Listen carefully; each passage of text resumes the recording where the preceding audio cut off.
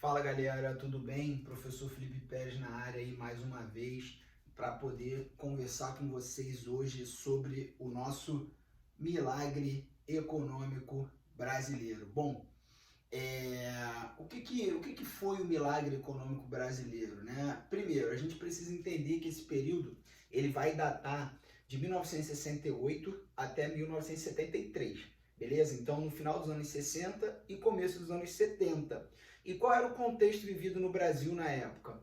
Esse era o período em que nós tínhamos o que ficaria caracterizado como a primeira fase do período da ditadura militar. Tudo bem?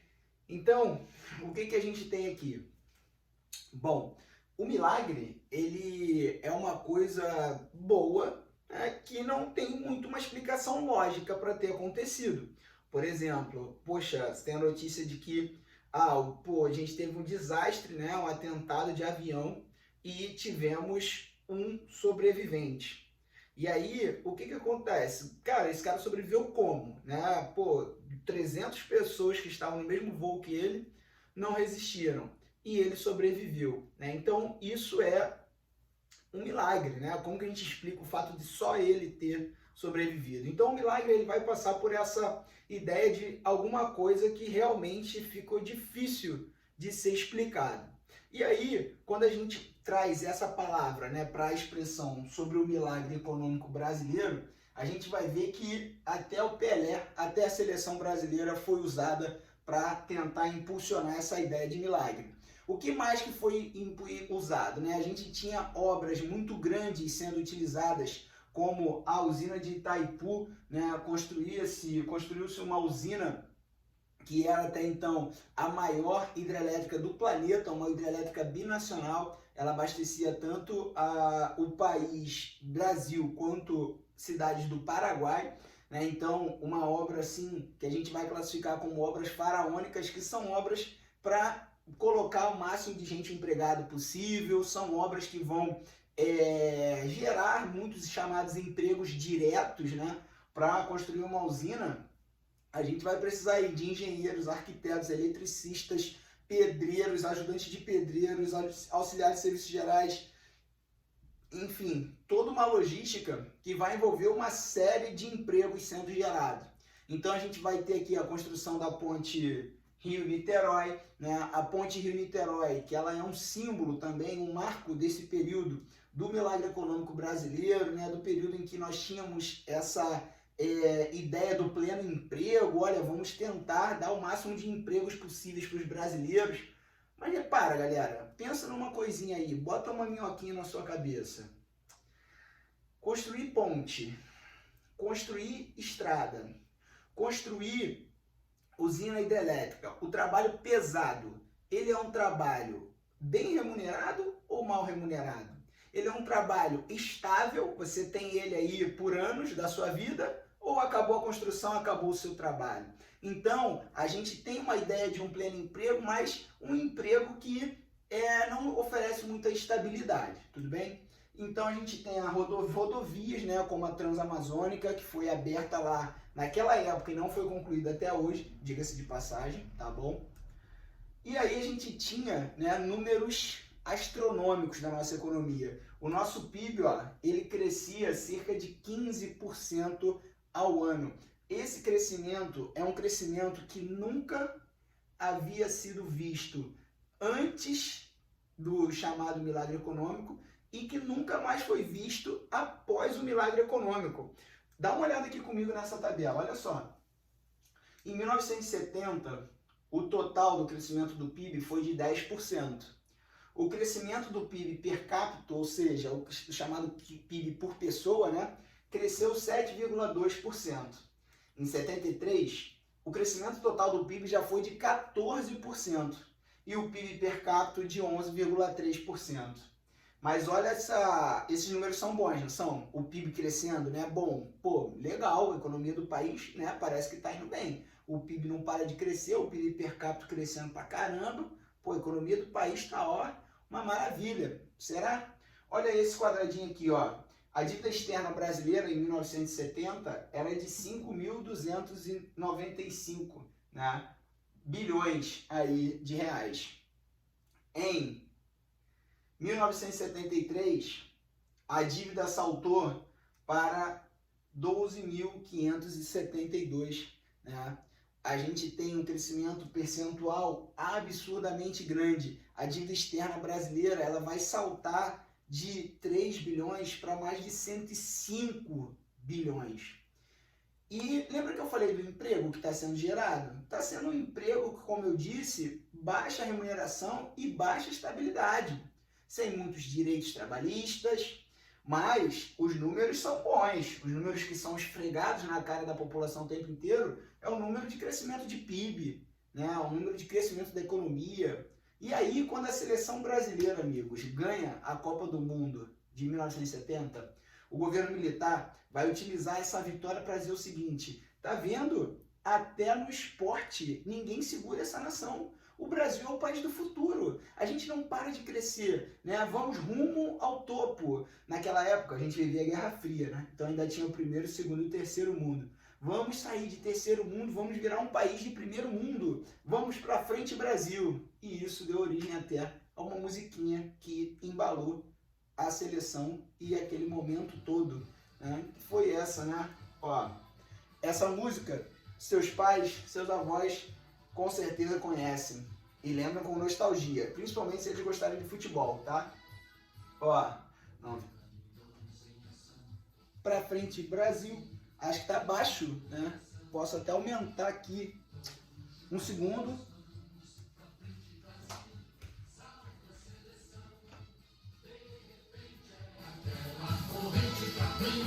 Parece que todo o Brasil deu a mão, todos ligados na mesma emoção. Tudo é um só coração, todos juntos vamos pra frente, Brasil, Brasil. Salve a seleção, todos juntos vamos pra frente, Brasil, Brasil. Salve a seleção. Então, olha só. A música não quer parar mais de um segundo. Ela tem que parar. Problemas técnicos aqui do programa ao vivo. Então, pessoal, como vocês viram, né, aquela música tem algumas curiosidades, né? Ela fala que são mais de 90 milhões de coração em ação. O que significa que a população brasileira naquela época era uma população de cerca de 90 milhões. Hoje nós somos 212 milhões de brasileiros. Então a gente mostra, essa música serve para a gente olhar um pouquinho até o crescimento demográfico do Brasil, não é verdade? E aqui, ó, mais campanha, né? Mais campanhas de, pô, vamos bombar a propaganda, vamos bombar que o Brasil tá bem, vamos bombar que o Brasil tá crescendo, ninguém segura esse país, é o país do futuro, né? A taça do mundo é nossa, pra frente Brasil. E aí, em contrapartida, a gente vai ter as pessoas que vão falar assim, cara, pô, da onde tá vindo todo esse dinheiro? Por que a desigualdade social não tá diminuindo? Se o Brasil tá tão bem economicamente, por que a gente não está tendo uma melhoria significativa de vida para toda uma população? Por que essa melhoria, esses excelentes números, eles estão ficando restritos nas mãos de poucos? Por que a elite está se beneficiando mais desse crescimento do que os restantes dos brasileiros? E aí vai começar uma campanha também, né, do governo militar, que é Brasil, ame-o ou deixe-o, né? Uma campanha que visava estigmatizar, perseguir quem oferecesse algum tipo de resistência, quem oferecesse algum tipo de contra-argumentação ao regime militar, né? Quem questionasse, quem dissesse assim, pô, mas esse milagre aí eu não tô vendo ele acontecer de fato na minha vida, no bairro lá onde eu moro, na cidade onde eu moro. Pô, de onde tá vindo esse dinheiro aí, né? E aí, pessoal, esse dinheiro vinha dessa sigla aqui, ó, FMI. Essa charge, ela faz uma ironia, né, com o personagem que é o Delfim Moreira, que era o então ministro da Fazenda, que era o cara que ficou conhecido como super-ministro, o ministro dos ministros, né, porque foi um cara que era o ministro da Fazenda, o cara que cuidava da grana, quando o Brasil apresentou esses números excelentes de crescimento. Então esse cara ficou poderoso, né, ficou reconhecido E aí, né, a charge aqui ironiza por quê? Porque o cara deveria ter pintado Viva o Delfim, que era o Delfim Moreira. Só que ele entregou, ele pintou aqui Viva o FMI. Aí mandou ele voltar lá e tentar consertar. E ele responde, ato falho, ato falho. Por quê? Porque o FMI, pessoal, vai ser o X da nossa questão com relação a esses empréstimos aí. Tudo bem? O Fundo Monetário Internacional, o FMI. O FMI, ele vai servir para que o Brasil pegue dinheiro emprestado. Se você vai ao Itaú, né, você saiu aí, né, você vai ao banco e você vai pegar um dinheiro emprestado. Você vai pedir ao banco dinheiro emprestado. Chega lá e fala assim, ó, eu quero 100 mil reais. E o banco fala, pô, toma aqui, seus 100 mil reais. O que aconteceu? Você está 100 mil reais mais rico? Não. Porque se você pagar no dia seguinte, com certeza você já não vai pagar 100 mil. Você vai pagar 100 mil os quebrados. Se você demorar um ano, você vai pagar 100 mil e muitos quebrados. Se você demorar 10 anos, você vai pagar 100 mil e todos os quebrados. Então, assim, pegar dinheiro emprestado no banco não te deixa rico, te deixa com uma dívida, te deixa com mais juros para pagar.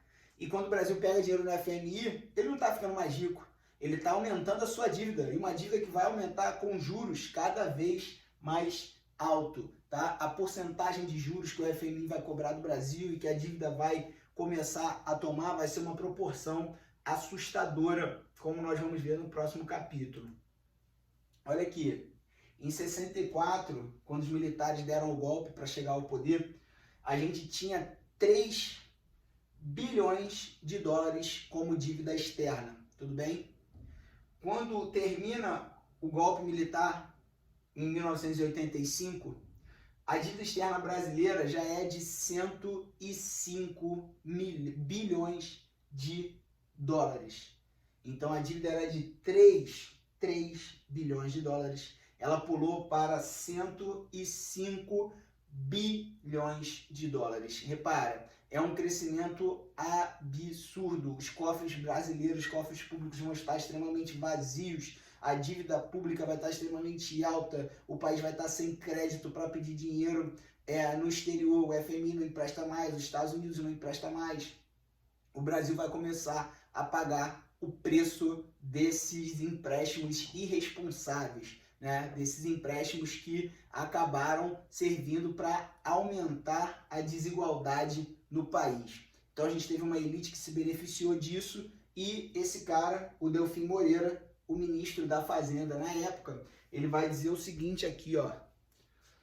Primeiro fazer o bolo crescer para depois reparti-lo. O que ele está dizendo? Para essa galera que está criticando, falando, ó, tem uma classe privilegiada que está ficando mais rica, que está se beneficiando mais desse crescimento do que qualquer outra classe social. E aí o ministro vem com esse papo de calma, a gente está fazendo a economia do país crescer, mas, pô, todo mundo vai se beneficiar disso, a gente está fazendo um bolo crescer, depois a gente vai dividir esse bolo aí para todo mundo uma fatia. Só que, na verdade, olha como o bolo ficou dividido. Né? A gente tem aqui, ó, milagre econômico e a desigualdade social, o contraste da ditadura, né? Uma manchete que vai justamente contra essa ideia de bolo dividido. Olha aqui, apesar do crescimento acelerado na economia brasileira durante a ditadura militar, houve aumento na concentração de renda no país. Ou seja, militares de alta patente ficaram muito ricos, funcionários públicos que tinham cargos privilegiados ficaram muito mais ricos. A gente começou a ter empresas sendo beneficiadas com as construções daquelas obras faraônicas, lembra? Da usina de Itaipu, da ponte em Niterói. A relação do governo federal com a Odebrecht começa nesse momento, tá bom? A gente tem nesse período aí grandes casos de corrupção. Aí você fala assim, Felipe, mas eu nunca ouvi falar sobre isso. Gente, vai no Google, tá? Casos de corrupção durante a ditadura militar, você vai ver alguns casos, e os casos que você não vai conseguir ver no Google é por quê, pessoal? Governo militar, quem escolhe os ministros e os cargos públicos? Militares.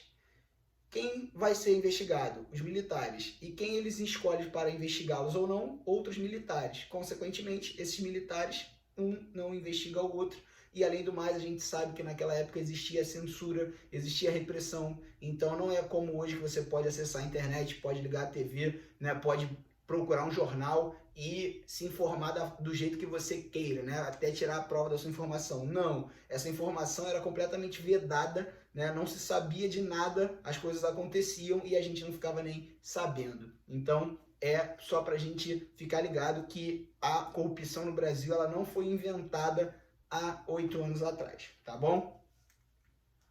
E aí, ó, essa é a divisão do bolo que o Delfim acabou proporcionando, né? O povo ficou com essa pequena fatia e o restante com a elite, tá bom? Tudo bem, galera. Vai ter um acontecimento que vai ser importantíssimo para que esse milagre tenha um pequeno freio. Esse acontecimento vai ser a crise do petróleo. Em 1973, nós tivemos o primeiro grande choque, a primeira grande crise do petróleo. Essa crise ela vai ser marcada por uma queda na oferta do petróleo, né? A gente tem uma guerra no Oriente Médio, né, com os Estados Unidos tomando partido por um lado, os países árabes tomando partido por outro, e aí a gente vai ter uma crise, né, a diminuição da oferta de petróleo. Se a gente tem uma diminuição da oferta, mas a demanda, a procura continua alta, o que vai acontecer com o preço desse petróleo?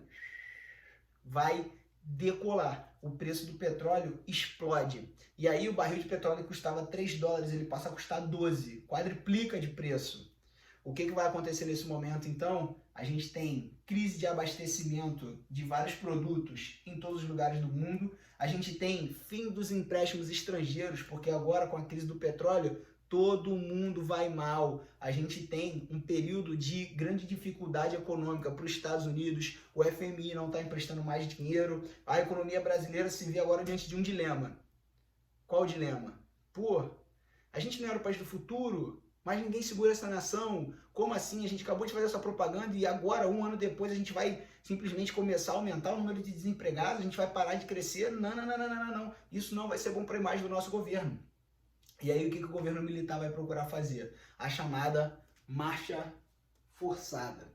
O que é essa marcha forçada? O cara fala o seguinte, cara, vamos fazer com que o país tente continuar crescendo, né? Nem que a gente tenha que dar um empurrãozão no meio dessa crise toda, né? Ele tem que continuar crescendo. Então o que vai acontecer? A gente vai continuar fazendo obras faraônicas, obras grandes que possam gerar o máximo de emprego.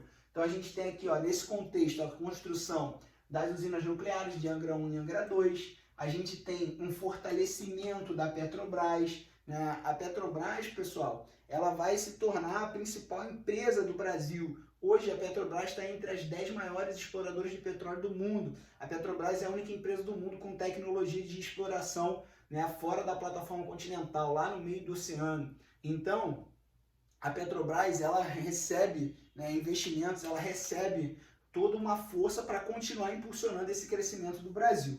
Tá? Por isso o nome marcha forçada, que mesmo diante de um cenário que já se parecia, né, ser caótico, o governo ainda tentou continuar, né, fazendo valer aquela propaganda de que o Brasil ia para frente, que ninguém segurava essa nação, tá bom? E aí, ó, a gente tem o Proálcool como um importante programa aí, porque era justamente para diminuir a dependência do petróleo, né? Se o petróleo está em crise, eu arrumo um combustível que possa servir de alternativa. Então, os carros passaram a ser movidos a álcool, né? O Proálcool foi um programa de muito sucesso, que inclusive até hoje ele é, né, um programa de muito sucesso, tendo em vista que o Brasil foi o primeiro país a desenvolver a tecnologia do carro flex, que antes você tinha que escolher, ou você compra um carro a álcool ou você compra um carro a gasolina. É graças a cientistas brasileiros que a gente não precisa mais escolher. Você pode ter um carro que é a gasolina ou a álcool ao mesmo tempo.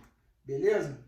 Então, ó, um período marcado aí pelo crescimento econômico, mas também marcado pelo endurecimento do Estado, das políticas de repressão, de perseguição à oposição, violência, né? A gente então pode esquecer, ó, fim às prisões, torturas e assassinatos. Ah, Felipe, mas só foi torturado quem merecia. Primeiro, alguém merece ser torturado? Temos que pensar. Segundo, né? Será que é verdade que só quem cometia crime era torturado? Crianças na ditadura, bebês de 1 ano chegaram a ser torturados. Bebês de 1 ano chegaram a ser torturados. Será que só foi torturado quem merecia? O bebê de 1 ano? 1 ano? Que perigoso, hein? Ó, muitas vezes se fala que quem foi assassinado durante a ditadura era terrorista, mas as crianças eram terroristas? Questiona a jornalista Tatiana Merlino. E aí, ó, com 9 anos de idade, Samuel foi torturado no DOPS e banido do Brasil sem documentos. Samuel, de 9 anos, esse era um terrorista perigoso na visão do Estado naquela época. Tudo bem? Então, vamos repensar algumas coisas sobre esse período da ditadura militar no Brasil que não podem ser esquecidas. Tudo bem? Um país que não conhece um povo que não conhece a sua história está fadado a repeti-la. Então, vamos conhecer a história, vamos conhecer a verdade, vamos nos ater a fatos, números e coisas reais, tá bom? Ó, muito obrigado, tá? Espero que tenham gostado. Nos vemos na aula lá online para tirar as dúvidas e fazer exercícios. Valeu? Beijo!